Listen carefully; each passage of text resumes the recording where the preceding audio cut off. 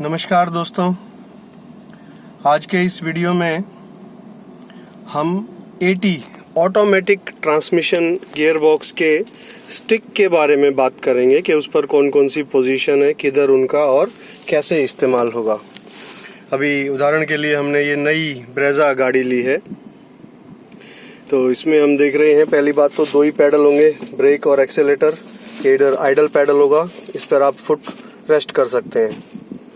तो केवल ये दो पैर से ये एक पैर से आपकी गाड़ी ऑपरेट होएगी। इधर एक्सेलेटर हो गया, इधर ब्रेक हो गई। तो एक ही पैर आपको यूज करना है, दूसरा पैर नहीं यूज करना है, क्योंकि इस पैर को क्लच की आदत होती है, इससे ब्रेक लगाएंगे तो जोर से लगेगी।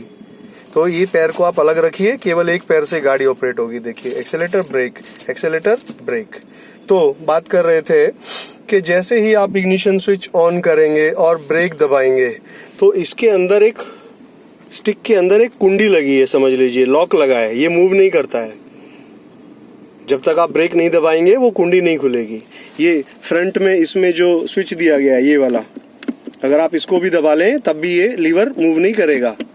स्विच ऑन कर जैसे ही आप ब्रेक दबाते हैं तो इसके अंदर जो सोलेनॉइड है वो ऑपरेट होएगा। उसके बाद ये स्विच को दबाने से आप इस लीवर को अलग अलग पोजीशन पर ले जा सकते हैं, इस तरीके से। तो ये तो सबसे पहली पोजीशन हो गई पी यानी पार्किंग। इसमें क्या है कि रनिंग कंडीशन में कभी भी आपको पी नहीं लगाना है। इसमें गियर बॉक्स में गिरारी टाइप का लॉक दिया होता है। अगर रनिंग कंडीशन में आपने पी को एंगेज किया तो वो लॉक डैमेज हो सकता है और गाड़ी भी बहुत तेज झटके के साथ एकदम से रुक जाएगी।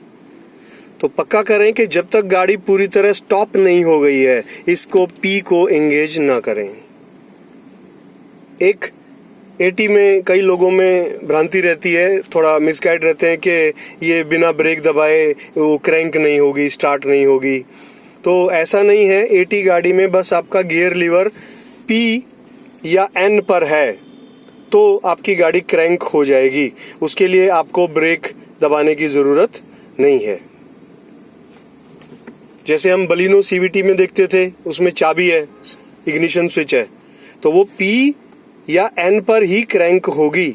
इसमें से R, D, M, 3, 2, L अलग अलग किसी भी पोजीशन पर इंजन क्रैंक नहीं होगा, ध्यान रखिए। अच्छा, अब इसी में एक सेफ्टी पॉइंट बताना भूल गया कि यहाँ पर एक ये स्विच देख रहे हैं, शिफ्ट लॉक लिखा हुआ है। तो मैं जो कह रहा था ना कि ये ब्रेक स्विच दबाने से इसमें अंदर एक कुंडी अनलॉक हो जाती है, सोलेनॉइड अनलॉक होता है। तो अगर वो बाई चांस कभी खराब हो जाता है तो ऐसे तो आप गियर इंगेज नहीं कर पाएंगे।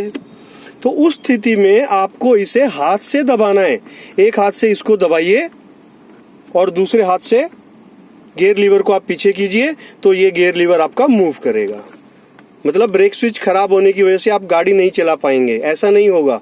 ये मैनुअल शिफ्ट लॉक, ये आप उसको अनलॉक करके दबा के इसको गियर लीवर को अनलॉक कर सकते हैं। अभी आगे बढ़ते हैं, पी के बारे में बात की। पी यानी गियर बॉक्स लॉक हो जाएगा, चलते में एंगेज नहीं करना, नहीं तो गियर बॉक्स डैमेज हो सकता है। उसके बाद R यानी रिवर्स, गाड़ी पीछे लेने के लिए। बीच में N यानी न्यूट्रल। अब D यानी ड्राइव। D का मतलब, ड्राइव का मतलब ए गियर बॉक्स में जितने भी गियर हैं फॉरवर्ड के लिए, चाहे वो 3 स्पीड है, चाहे 4 स्पीड है, चाहे 6 स्पीड गियर बॉक्स है। अब जैसे कि हम ब्रेजा में बात कर रहे हैं तो ये हमारी नई गाड़ी में 6 स्पीड ऑटोमेटिक गियर बॉक्स है। तो जब आप D में रखकर गाड़ी को चलाएंगे तो मैनुअल में जितने भी उसके अंदर स्पीड दी गई हैं, जैसे कि मैं कह रहा हूं भाई ब्रेजा में 6 स्पीड दी गई है, तो D में रखकर गाड़ी चलाने पर वो 6 के 6 गियर 1 to 6, 6 to 1 अप भी डाउन भी ऑटोमेटिक होएगा। बस आपको एक्सेलेटर देना है और ब्रेक दबानी है, सारे गियर ऑटोमेटिक शिफ्ट होंगे। अच्छा, इसी से नीचे हम आते हैं M में। M यानी मैनुअल मोड, ठीक है। अब यहीं से एक क्वेश्चन उठेगा कि D से M, M से D चलते में, हाँ M से D से M आप रनिंग कंडीशन में किसी भी समय किसी भी स्पीड पर आपस में शिफ्ट कर सकते हैं। देखिए M से D जाने के लिए स्विच की भी जरूरत नहीं पड़ रही है, लेकिन D से M में आने के लिए इसको पुश करना पड़ रहा है। तो आप किसी भी समय M से D या D से M स्विच कर सकते हैं। तो M में बात कर रहे थे, अगर आप M से इसको स्टार्ट करेंगे तो ये यहाँ पर ये पैडल दिया गया है, पैडल शिफ्टिंग दी हुई है गियर लीवर पर। तो ये मेरे राइट हैंड पर प्लस है और लेफ्ट हैंड पर माइनस है। अच्छा, ये भी कहने के लिए मैनुअल है, ऐसा नहीं है कि आप जब तक गियर शिफ्ट नहीं करेंगे शिफ्ट नहीं होगा। नहीं, आप ब्रेक लेंगे ना ऑटोमेटिक गियर डाउन भी आ जाएगा।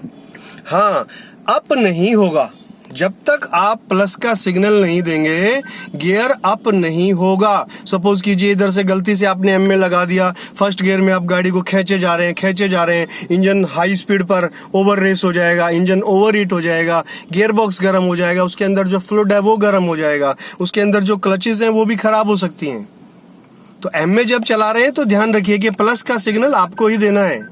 अब ऐसा भी नहीं है कि जब भी आप सिग्नल देंगे प्लस हो जाएगा। जैसे कि अभी गाड़ी बंद है, खड़ी है, मैं इसको प्लस दबाता जाऊं तो क्या है 6 गियर तक थोड़ी आ जाएगा। इसमें सिर्फ ऑप्शन दिया है कि आप उसको केवल फर्स्ट या सेकंड गियर में गाड़ी को उठा सकते हैं। देखिए, जैसे ही मैंने इसको वापस M में यहाँ पर शिफ्ट किया तो यहाँ मीटर में आप देख रहे हैं फर्स्ट गियर इंगेज हो गया, और जैसे ही मैंने साथ में ये प्लस का सिग्नल दिया यहाँ से तो आप देखिएगा सेकंड गियर आ गया। तो आपकी इच्छा है, मैनुअल में आप स्टार्ट ऑफ कर सकते हैं इधर फर्स्ट गियर में और सेकंड गियर में। उससे ऊपर तभी शिफ्ट होंगे जब कंट्रोल मॉड्यूल डिसाइड करेगा कि हाँ इतनी प्रॉपर स्पीड है गियर अप करने के लिए। रही माइनस की बात, तो माइनस ऑटोमेटिक भी होगा, माइनस आपके सिग्नल पर भी होगा।